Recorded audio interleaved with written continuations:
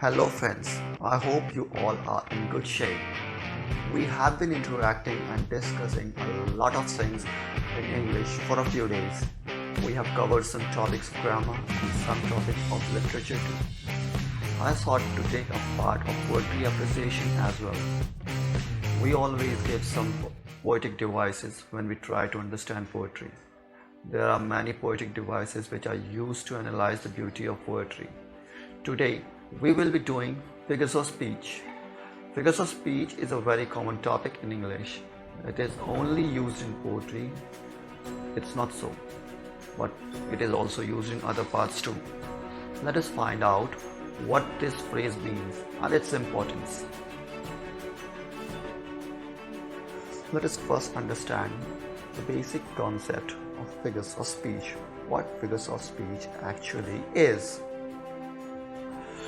We always have quoted, art is an imitation of nature. But for me, art is more than an imitation of nature. It is nature itself. An amateur will always take drawing, painting, sculpturing, etc. as the forms of art. But art is anything which adds beauty to our life. What can add more beauty to our life than nature? Now talking about poetry. Poetry has been there before even man was there. Much before even life was there. Probably nature wanted something to hear that music, those sounds, so it created life. What we compose is an attempt to versify the poetry of nature. Poetry of nature is not made of words, but we have not gained the stage of understanding the nature's poetry, except some. So we need words. In today's topic, we are going to understand the terms given to the practices that poets knowingly or unknowingly use to add beauty to their poetry. Figures of speech is nothing but different way to say something. Instead of using direct statement, we use decorated words. A figure of speech is a word or phrase that possesses a separate meaning from its literal definition. Figures of speech lend themselves particularly well to the literature and poetry. They also pack a punch in speeches and movie lines. Indeed, these tools abound in nearly every corner of life.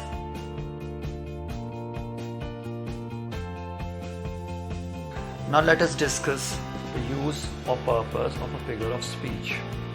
A figure of speech is a use of a word that diverges from its natural meaning, or a phrase with a specialized meaning not based on the literal meaning of the words in it, such as a metaphor, simile, or personification.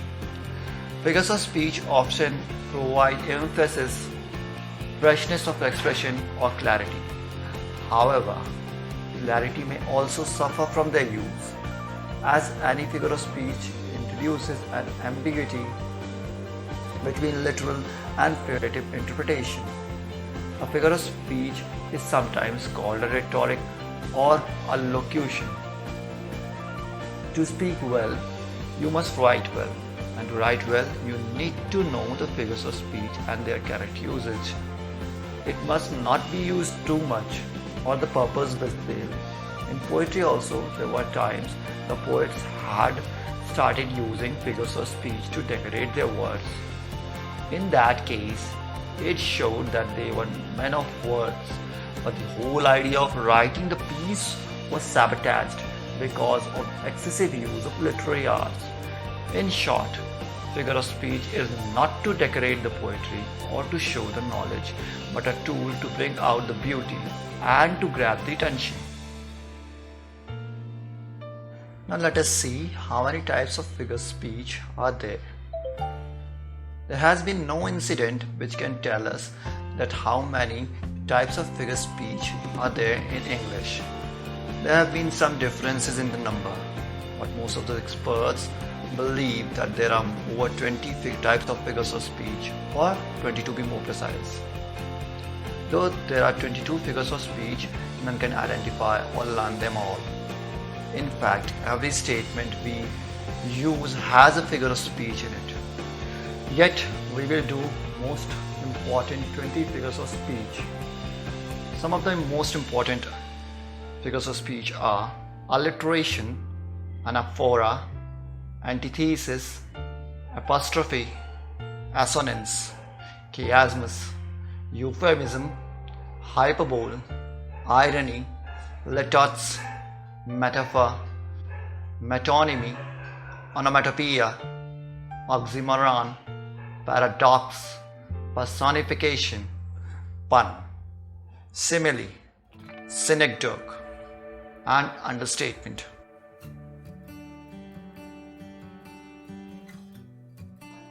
Now let us see what is alliteration.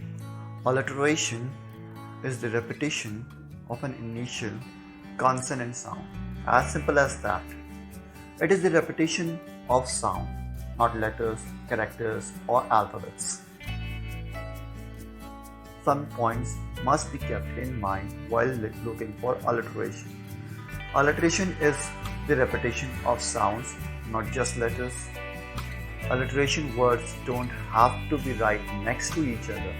Other words can appear between them. Alliteration is found often in poetry and prose, as well as in commercial writing like brand names and marketing taglines. Here are some examples. She sells seashells by the seashore. Peter picked a peck of pickled peppers. Crooks conspire with the kind king. Perhaps the self-same song that found the path through the sad heart of Ruth when, sick for home, she stood in tears amid the alien corn.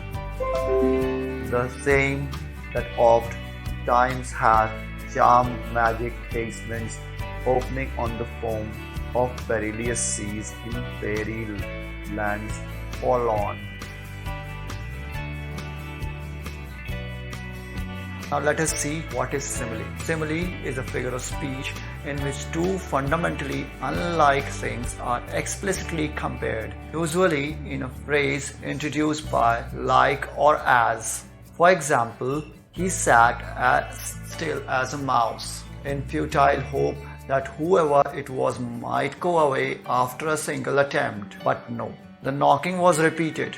The worst thing of all would be to delay. His heart was thumping like a drum, but his face, from long habit, was probably expressionless. Here is another example from Romeo and Juliet by Shakespeare. My heart is like a singing bird whose nest is in a watered shoot.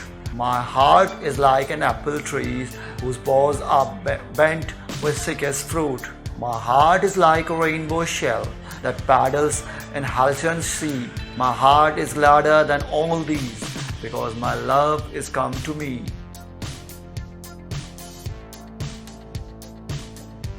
After simile, we have metaphor. What is a metaphor? A metaphor is a figure of speech that describes an object or action in a way that isn't literally true but helps explain an idea or make a comparison. Here are the basics. A metaphor states that one thing is another thing. It equates those two things not because they actually are the same, but for the sake of comparison or symbolism. If you take a metaphor literally, it will probably sound very strange. Are they actually any sheep, black or otherwise, in your family? Metaphors are used in poetry, literature, and anytime someone wants to add some color to their language. For example, love is a battlefield. Bob is a couch potato. I am titanium. This was metaphor. Now let us see personification. Personification is a figure of speech in which a thing, an idea or an animal is given human attributes. The non-human objects are portrayed in such a way that we feel they have the ability to act like human beings. For example, Mr. Sun wakes up at dawn, puts his golden slippers on, climbs the summer sky at noon, trading places with the moon. Here are some other examples from our daily life. Look at my car. She's a beauty, isn't she? The wind whispered through dry grass. The flowers danced in the gentle breeze. Time and tide wait for none. The fire swallowed the entire forest. In all these examples, Non-living things like the sun, my car, wind, flowers, time and tide, fire are treated as human beings. They seem to act like human beings. So there is personification in all these statements and poetry.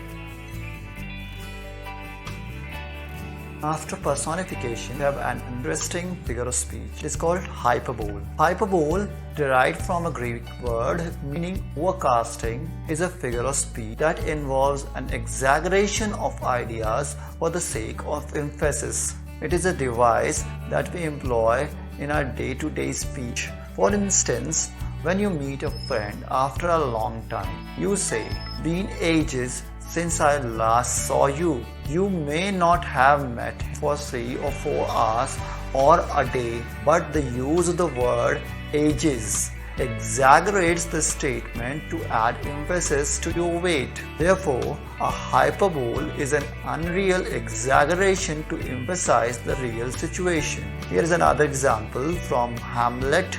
Neptune's ocean washes this blood clean from my hand. No, this hand will rather. Multitudinous seas are incarnadine, making the green one red. Another example is, I love you dear, I love you, till China and Africa meet, and the river jumps over the mountain, and the salmon sing in the street. I love you till the ocean is folded up and hung up to dry. There is another example. She cried so long that she made a lake. Obviously, all these things are not possible, but they are used to emphasize on the action or weight that the writer or author wanted to put stress on. So friends, this was all for this session. We have discussed what figures of speech are, their uses, and 5 different figures. That is alliteration, simile, metaphor, personification, hyperbole. These are the most common that we use in our daily life and can be easily identified.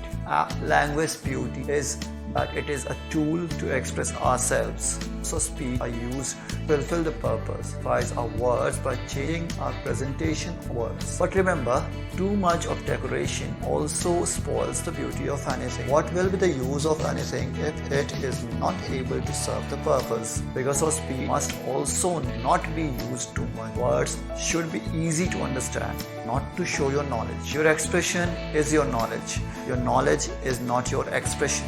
We will meet soon with another session. Till then, hasta la vista. Thank you.